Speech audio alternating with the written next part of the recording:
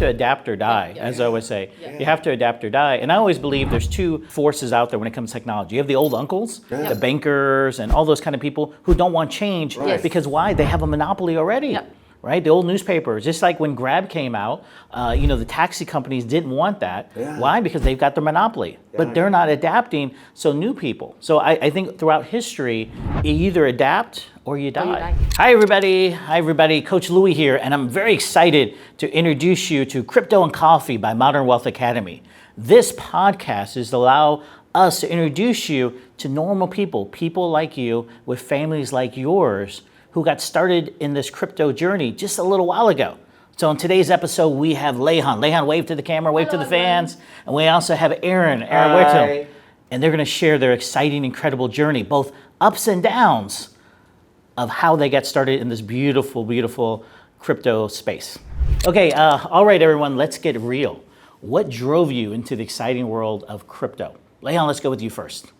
It started off with me wanted to find something for the trading. So I started off with stocks market, and then from the academy, I actually entered into the metaverse, and it was you who actually, one of the coach, right? Yeah, so you actually bring me into the metaverse, the NFT, the crypto world, to get me started off with investing in the sports to buy just coins.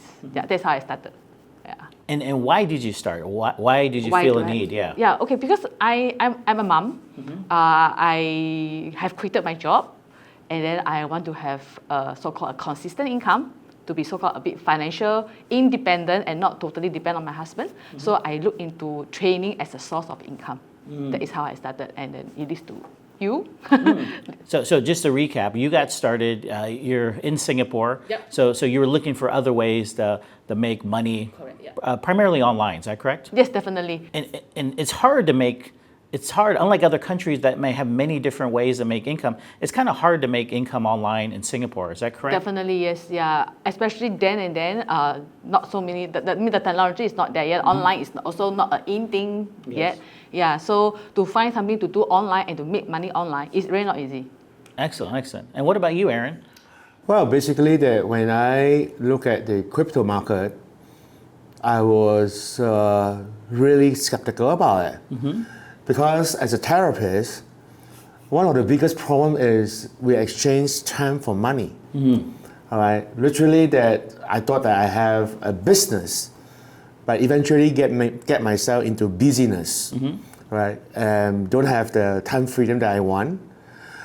I changed my time with my client, and the client pay for my time. And I get sick about it after a while, and doing that for quite a number of years, and get pretty sick about it, and it's like, same whole issue again and again and again.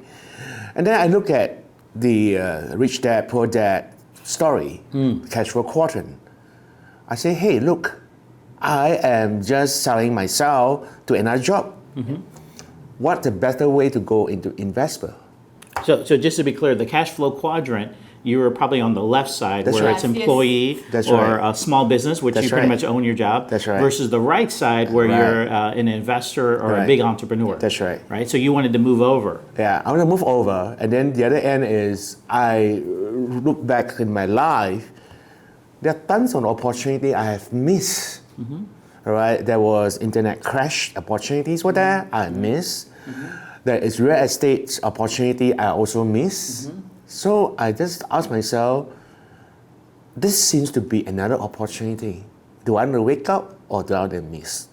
Because you had that regret, probably like a lot of people, including myself, you decided, hey, I'm not going to miss out on this. Yeah, because I have a feeling if I lying in the deathbed when I was 90 years old and think about it, if I know this and I miss it again, and what will happen to me? And I don't have no answer. All right, even some of my friends will ask me, hey, what happened? Why you miss this again? I have no answer, and I hate that feeling of missing it, because initially I can say, okay, I'm not prepared for it. But then at the end of it, I say, look, there is no need to prepare for it. If you want to jump in, you learn about it. So I decided to say, okay, let me go all the way in and become a crypto investor. Wow, it's very good, very good. I'll share my story. My story started probably about 10, 11 years ago. I was in Singapore, which we currently are now, Singapore, and I went to this presentation of an export business guy. His name is John Terhune. He's a lawyer, actually. And so he was sharing some different things about business, and I didn't really like the business, but I just knew I liked the guy's energy. Has it ever happened to you where you like somebody, you might not like their business, but you knew you're going to be friends with this guy? So fast forward 2 years later, and he's from the US. I was back in Florida, and I still was to keep in touch with him. And I said, John, you want to meet for coffee? I happen to be in Orlando, your area. He's like, sure, Louis, I want to share some stuff. So we came over. I remember having coffee, right, in a little hotel lobby. And he goes, Louis, what do you think about Bitcoin? So again, this is 2014, 2015. And I said, well, honestly, I think Bitcoin's a scam. Right, because that's all I heard on the news was little like Bitcoin's a scam, Bitcoin's this, Bitcoin's going to $400 back then, $1,000 going down to $20, you know. So I didn't know much. He goes, Louis, and here's the question: he says, are you open to find out more? I said, sure. So he educated me on how he just got back. Again, this is 10 years ago. How he got back from Korea and Japan, where they're pretty much cashless society, and in the region, Korea and Japan are more technology driven than, let's say, Singapore, Malaysia, Thailand. And so he was sharing me about cryptocurrencies and stuff like that, how it's just a new technology, you know. And I love technology. So he started doing information on that. And then he actually flew over and we shared, and you know, and since then, the last 10 years, I've been ups and downs. And one thing I would share with you, technology. Now, right now it's 2024, 2025. The technology is going to change. Like when I first met you, Leihan, online, we were doing metaverse about 2 years ago. That was the big narrative. Now, that was before AI. Now AI is the big narrative. And Aaron, you've seen this. The way to be an investor, and this is what I always share with people, you want to be an investor first, not a crypto investor, gold investor, because you limit yourself. Both of you guys are invest. Do you invest in other things besides cryptocurrency? Yeah, I invest in, I buy stocks market. I have property. I mean, so diversified. And why do you think, and Aaron, what about yourself? Well, basically, I have investment in stocks and some gold. And I find that it is good to have some diversification. I don't want to put all eggs in the basket. And I know where I'm going to generate my massive income using this wave. All right. I've been left over when the wave is, you know, settled, and I just look at where am I supposed to go with the wave. But now I want to ride with the wave. This is the time. I would say when I started this journey, my biggest challenge was a lot of negative traditional press out there on cryptocurrency. And how I overcame that was education. How did you, maybe you guys go one by one, how did you overcome the negative stuff? Or what did you hear? What did your family say? And you got started about 2-3 years ago, right? No, actually, I heard about crypto way before. When it just started, I think friends shared, tell us like, hey, go and buy crypto or this. Then I was like, what is this about, right? It's really a scam. There's nothing to use for it. And then why are people all investing in it? So to me, it's really a scam. I don't even invest in it. Then, of course, when it flies up, people was talking about it. Then to me, it's like, I think it's going to go off anyway soon.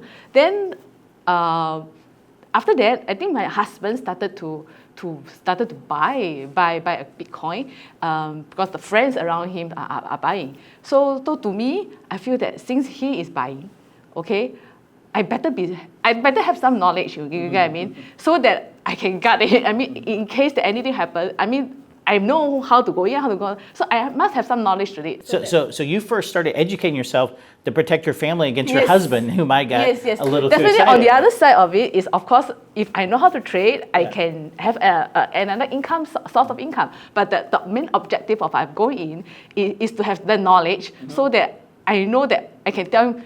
Then when friends tell you to buy, okay, it might not be the right time. Okay, I have the knowledge to guard him. I mean, to protect that particular, to give him the knowledge lah. To tell him like what is a good time to buy and to sell. Yeah, and not to just hearsay. Just by the retail, just like a retail investor. No, I mean, at least you're in. What about you, Aaron? What was your first experience? Were you bullish on the technology right away, or were you skeptical?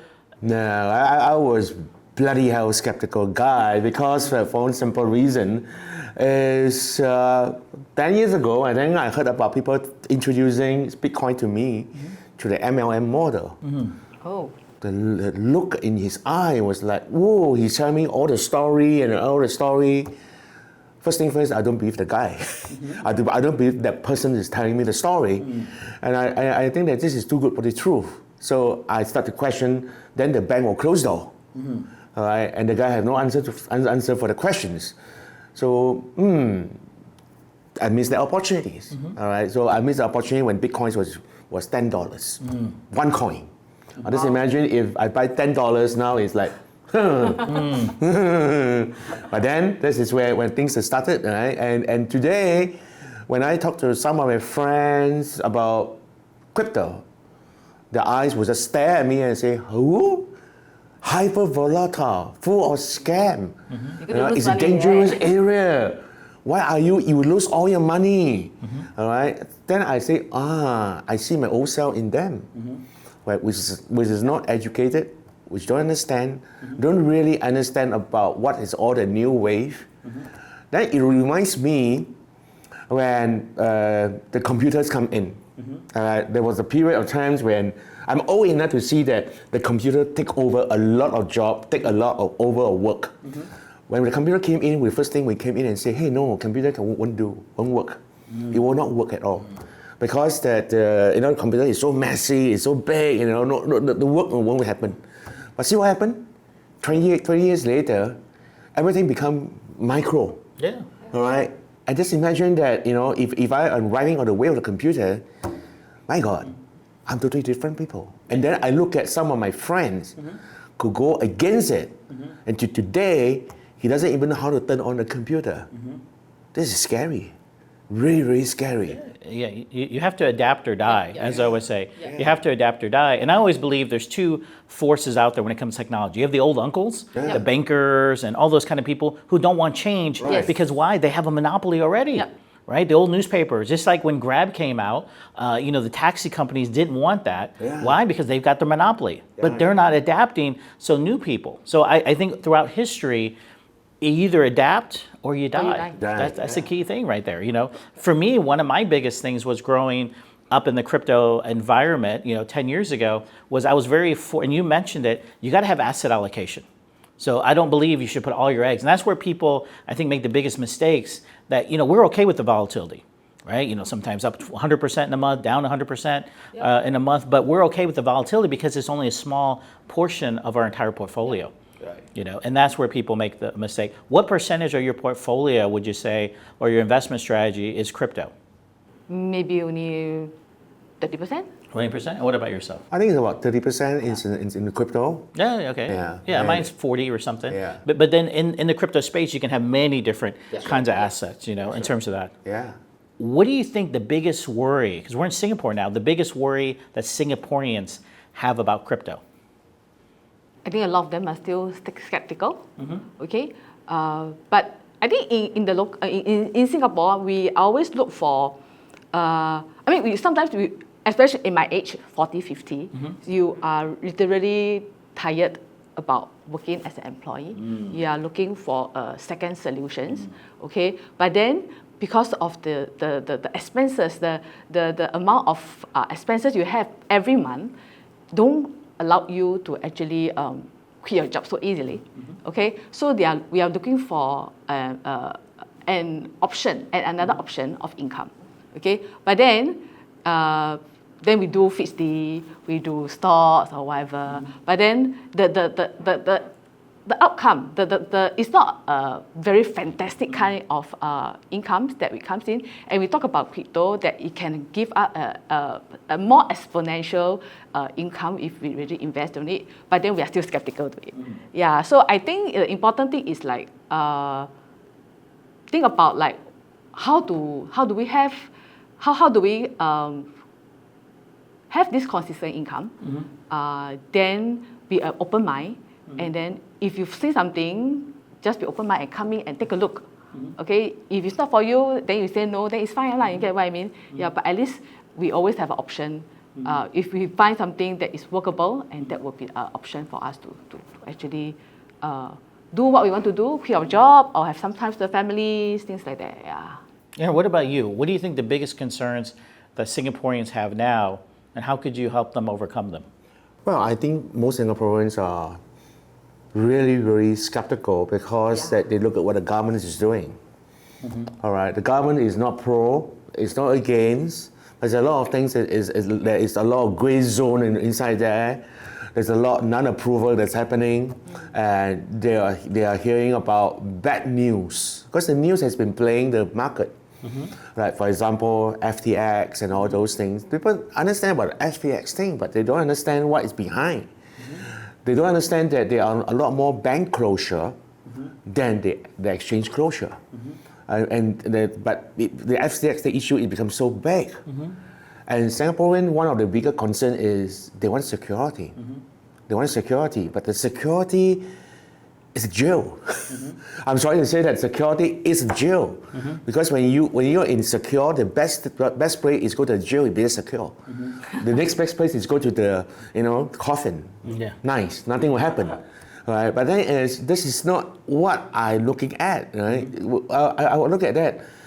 If you want to look for a breakthrough solution, we have to break through the mindset of being secure. Okay. I agree with you. And you take the risk to look at that. But before you take a risk, you don't want to be a gambler. You just need to be educated. You need to understand what's going on. All right. It is like when I introduce my good friends, my friend from America to take durian, they say, "Oh, I don't like the durian because it's smelly." I say, "Why don't you taste it out, explore it, play with it. If you like it, you take it. You don't like it, forget about it." I think that's a quote for life. You have to try. If you keep saying no all the time, for example, my daughter, she's 10 years old, and we were at some little party for friends, and then everyone's dancing, and she was a little embarrassed. Okay. So I got up and I showed her, okay, let's just dance, be silly. Then she started to dance, and then she was happy. Right? I think same thing with crypto. Most people, not just Singaporeans, but most people around the world, they want the result, they want the safety, they don't want any of the work. Yeah. So I just tell people, get started. The beauty, unlike real estate and some other commodities, other things like that, you might need tens of thousands of dollars. Get started. You can get started with crypto for like $10. Yeah. Right? And then once you see that $10 goes up, maybe $10.20, you get excited. Yep. And then, like you said, education is very important. Right there, education is very important. So great stuff. Now, what are some ideas? So right now, 2024, 2025, what would you say to people, let's say in Leihan, like yourself, there's a lot of moms who are joining us. And a lot of them have fears and stuff like that. What would you tell them why they need to look at this seriously, even get started? If you could talk to them, what would you say to them? Education, okay? If you are... Okay, so I think in Chinese there's a saying that like the wealth doesn't go beyond the third generation. Okay, so if you want to build the wealth for my next generation, I want to be the first generation to be the wealth generation. Okay, the first generation. So if I want to do that, then it starts from me. I need to do something to overcome that. Just go and step out. Okay, go and talk to people in the environment who are successful, and not people who are saying nay to you, no, because those are not in, they are not in. You should find out more about that space that you want to go in, with the experts, the people are in the trade already. I mean, in this. Can moms do this? Of course. Yes. Yeah. So a lot of them, I think the moms, usually they want the wealth to go to their generation. Yes. Yeah. So that is usually mom, especially because I'm a special education trained teacher. Okay. So if and take care of a special needs. Children with special needs are challenging, and it will be a burden to the siblings next time when they grow up, because the siblings will have their families eventually. So they are looking to build something, a source of, a good income, so that it can pass. Actually, this particular child with special needs can stay on if they pass on. Yeah. You get what I mean? So in this way, the more we wanted to do for our children, the more we need to step out, go out of the comfort zone. Yeah. Okay, just go and explore things, new things. Because if we are here at this level and you are doing breakthrough, that means there's something that you are not doing it, you're still at this level. So to break through, you need to step out of your comfort zone and find out what is the thing that you want to do so that you can go to the next level to achieve what you want to do. I agree 100%. You have to be non-traditional. Correct, If you yes. want, like, say, if you're an accountant, you make 40, 50,000 a year, but you really want that $100,000, $200,000 lifestyle, you got to do something different Yes. to change your outcome. For me, I would say a lot of the people that resonate with me that I talk to a lot are people who are engineers, because I have an engineering background, technical fields, people in their 30s, 40s, who are looking for more. Yep. Because the challenging, you guys both work for other people, is when you work for somebody else, you're making them rich, right? And the only way you can do this, and what I love about cryptocurrency is that, again, it's the future. It's like the internet, like you said, Aaron, it's the future. And if people say, well, what about scams? There's scams in every field. But look at the proof. Look at how the governments, are regulating it now. From Singapore to the U.S., all the big companies are using it. Grab, you can buy crypto or pay with crypto right on the app. Yes. Now, why would they do that? They have billions of dollars to use. If it was a fad, why would they do that? Even in local, we can pay our bills using cryptocurrency now. Wow, Yeah, wow, yes, look at yeah. that. Yes. Yeah. And all the government regulated banks, they all have cryptocurrency divisions for high net worth. But what I love about crypto is instead of certain, and you guys know this, you guys have a lot of high net worth individuals, and you guys are high net worth. Most rich people have different advantages than the common people. That's right. Yep. And why I love to teach crypto is like anyone Yep. can take action and become wealthy. It doesn't matter. As long as you got $10, you can get started. That's right. And what about you, Aaron? What would you say to the people who are on the border of retirement or maybe retired and they're looking to supercharge their retirement? Because maybe they're in stocks and they're in property or they're in unit trust. Why should they take a small percentage and just look into crypto? What would you say to them? Well, I think that one very important thing here is people who are in my age. All right.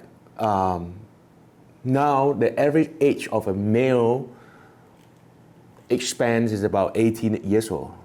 So there's 20 more years to go. Oh God, now all people know my age. Doesn't matter. But then see what happened is, this 20 years, what are you going to do about that? Even that you have your investment, the investment give you some 10-15% a year. Does this money enough to sustain the lifestyle that I want? Oh, not in Singapore. It's so Not in expensive Singapore here. at all. The inflation will kill you. Singapore. And have you guys noticed when you have more free time, you spend more? Yeah. That's what happens to me. That's what happens to me. And I do not want to be 70 years old and go and collect bowls. No. And do all the Sell odd tissues, jobs. yeah. Or sell tissue paper. Yeah. All right. And I would like to tell all the people that reaching my age, take a good look. What are the potential that can help you to generate income? But make sure that you go through a proper education. Don't go to anyone, don't hearsay anyone that crypto is good and then to just buy blindly. That is called blind investment. Blind investments are not good. Yeah, and you're asking for trouble, right? And we are responsible for our own money. So look at your look at your education. Do you understand crypto? Whether it's trading, whether it's buying coins, where to buy, what to buy. And all this thing is a science. It's like going through an MBA course. All right, you need to understand all these things and then you get in. Then you become an educated investor. And this crypto market is not only here for next 2 years. The era is going to be there.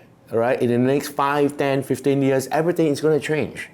It's like the internet. Right? Yeah, it's the internet. So when you're at this early adoption stage, we all have the advantage.